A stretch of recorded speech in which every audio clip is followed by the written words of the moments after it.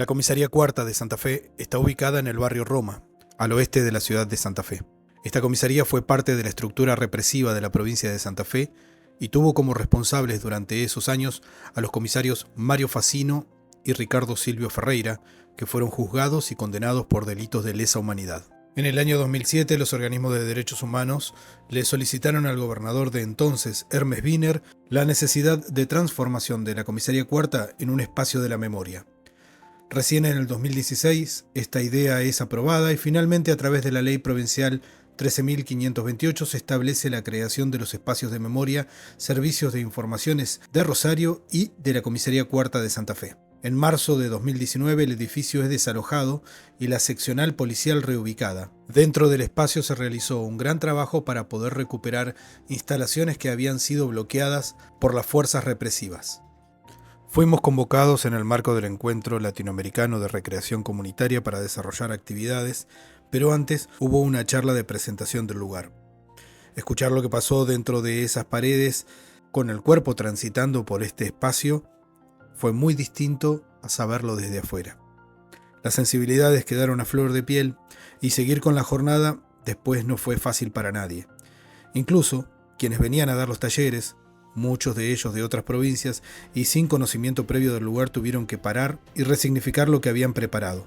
El espacio los transformó antes de que pudieran hacer nada, y eso ya fue una enseñanza en sí misma. Recuerdo es el camino desde la cochera en forma de como una S. Me tiraron en un lugar. Nos ponen en el galpón, todos en fila, que digan el nombre y apellido. Yo estuve en esta celda. Mi marido estaba enfrente con otro compañero. Siempre yo con los ojos cerrados porque era como una manera de mantener la memoria del recorrido hasta que llegué acá y me encontré con una pared y no encontraba los 4 calabocitos. Durante las actividades estuve a cargo del registro con la cámara para fotografiar y filmar las 3 actividades que se desarrollaron en este lugar. Una de ellas fue la biodanza. No puse el cuerpo en la danza y creo que en ese momento no hubiera podido hacerlo, pero desde afuera vi las 2 caras, quienes encontraron en el movimiento una forma de procesar lo que el lugar les generaba y quienes no podían. Ambas respuestas me parecieron absolutamente legítimas. Mover el cuerpo en un lugar donde otros cuerpos fueron sometidos no es algo que se pueda exigir, y sin embargo, hubo quienes encontraron la manera de canalizar a través del movimiento esa tensión que se había generado previamente. Continuando con el registro, me trasladé a donde estaban pintando unas rayuelas.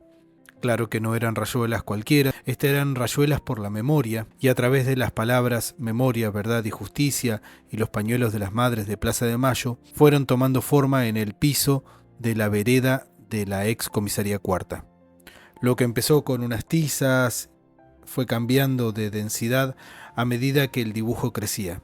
El color se iba gestando a medida que se secaban las témperas y la comprensión de lo que se estaba haciendo también iba cambiando. Fue una intervención en el espacio público que convertía un juego de la infancia en un acto de memoria.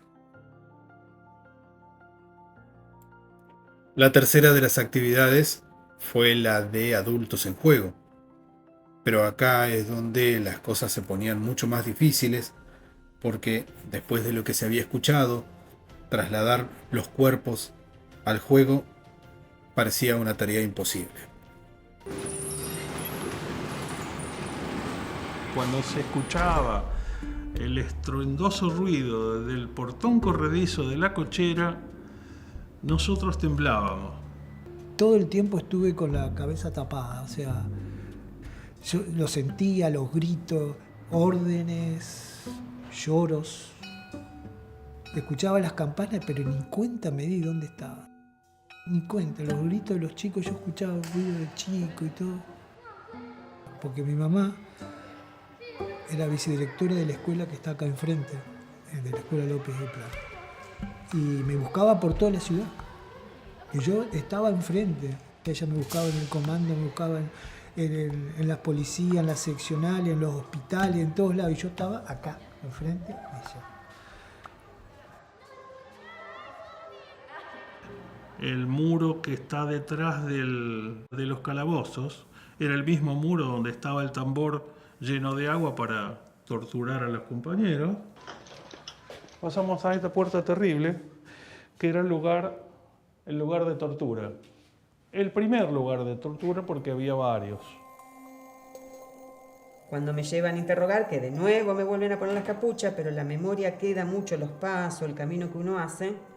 Hicimos todo el camino. Bueno, y a partir de ahí empiezan las preguntas, los interrogatorios, la tortura, el submarino, la picana. Sí, fue monstruoso.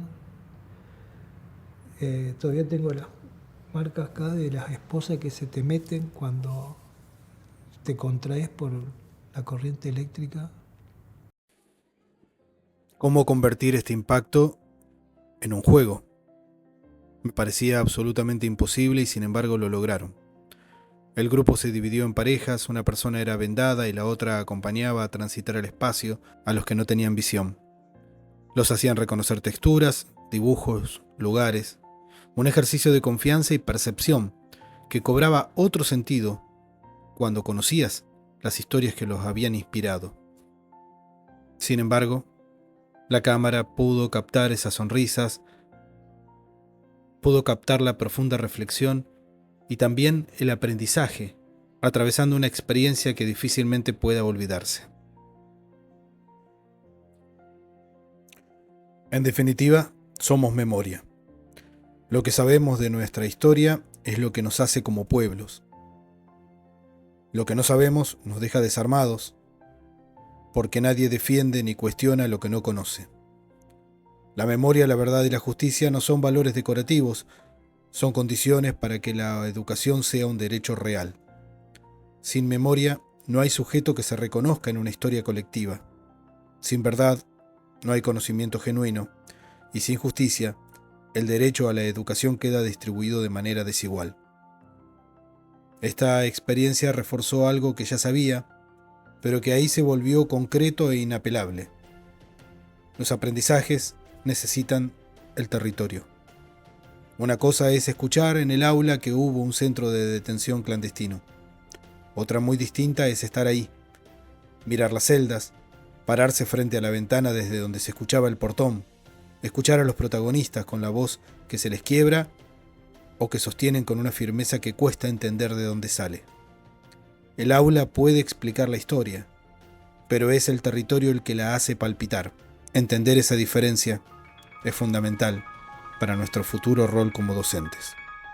Es bueno recuperar estos espacios, estos mojones, para que la historia no se repita. Siempre con vistas al futuro, no quedar en la melancolía o en la nostalgia del pasado, pero sí tiene que haber un mojón donde la gente sepa lo que pasó en nuestra historia reciente. Tenía muchas dudas con este espacio. Primero porque este es mi barrio, ¿no? Este lugar donde está la escuela enfrente de mi mamá, muchos años ahí. Pasando el tiempo creo que está bueno que perdure como centro clandestino de detención para que no nos olvidemos. Y bueno, que esto quede para las generaciones siguientes, ¿no? Y que haya documentación, que haya fotos, que siga existiendo en la memoria de la gente. Ver las siluetas y cómo se ha transformado el galpón en algo, digamos, que a mí me parece que transmite vida.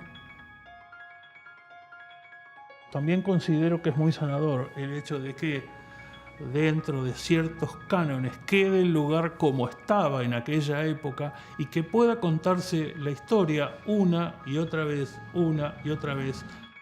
Son importantes estas políticas que preserven lo que pasó, como dije, sí, como digo siempre, para que nunca más esto vuelva a pasar. Nunca más.